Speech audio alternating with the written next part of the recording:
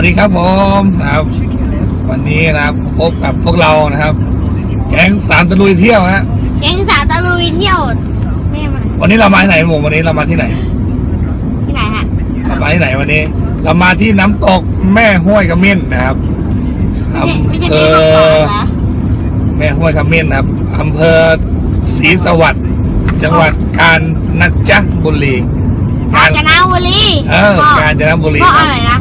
อำเภออะไรนะอำเภอศรีสวัสดิ์ไม่ใช่สวัสดีเหรอไม่ใช่ศรีสวัสดิ์ครับผมศรีสวัสดิ์เงินติดล้อครับผมไปเราไปกันเลยลูกหมู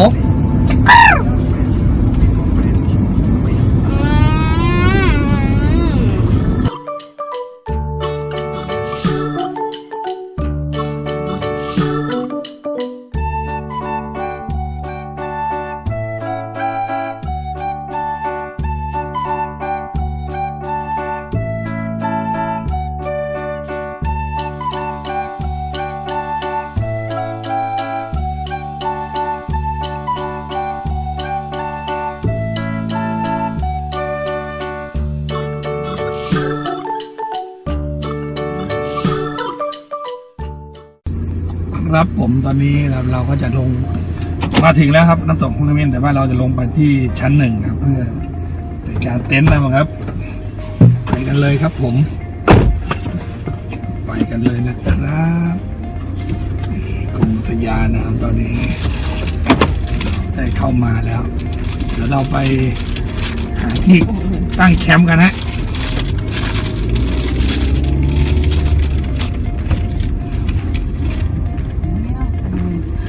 ว่าถ้าตรงนู้นไม่ถูกใจมากางตรงนี้ก็ได้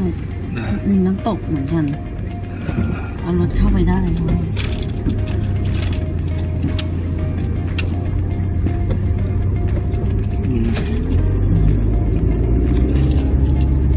คนก็การเต็มเนี่ยเต็มเลย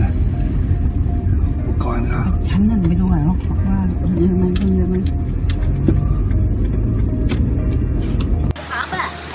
สวัสดีครับผมนะครับตอนนี้ครับเรามา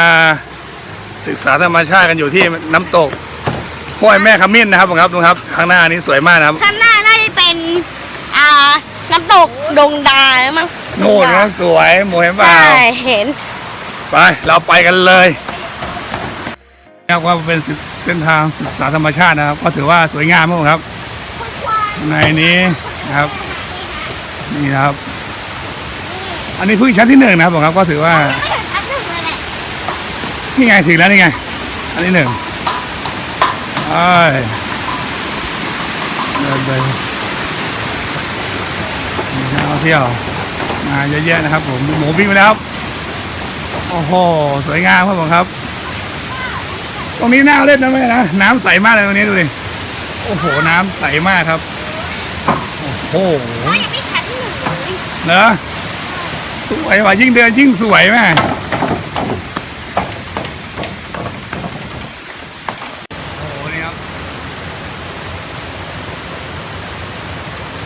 มากครับผม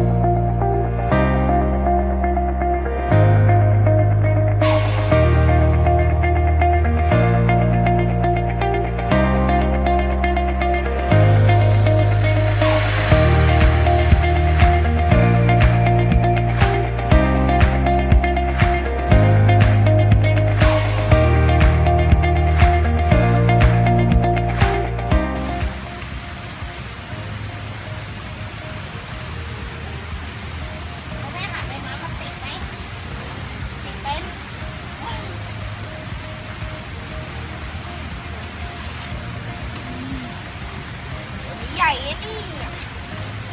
ใหญ่ร้านมันใหญ่เนาะ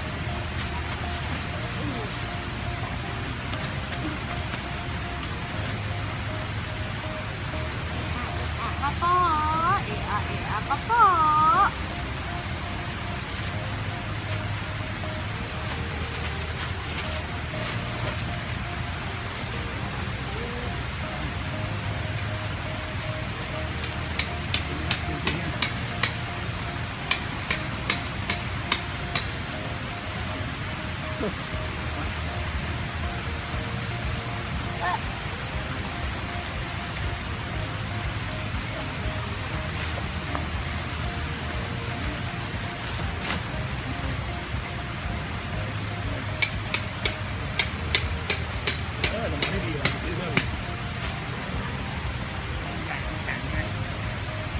ตอกง่ายด้วยใช่ไหมพ่อ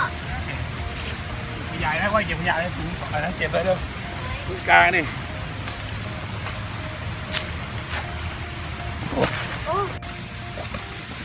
สวัสดีครับผมนะครับวันนี้เราก็นะครับมาเปลี่ยนบรรยากาศนะครับเรามาตั้งแคมป์กันอยู่ที่น้ำตกห้วยแม่ขมิ้นนะครับที่จังหวัดกาญจนบุรีนะครับผมวันนี้เราก็มาเปลี่ยนบรรยากาศฮะวันนี้ก็ถือว่าอากาศนะครับไม่ร้อนจนเกินไปฮะน้ำก็เย็นสบายครับถ้าไหนมีเวลาว่างก็มาพักผ่อนหย่อนใจได้ที่นี่นะครับนี่ผมเพิ่งมาเป็นครั้งแรกก็ถือว่าประทับใจครับในบรรยากาศนะครับเดี๋ยวโอกาสหน้าทริปหน้าพบกันใหม่ครับผมกับที่นี่ครับ เป็นคลิปนี่อ๋อเจอกันใหม่อ่ะ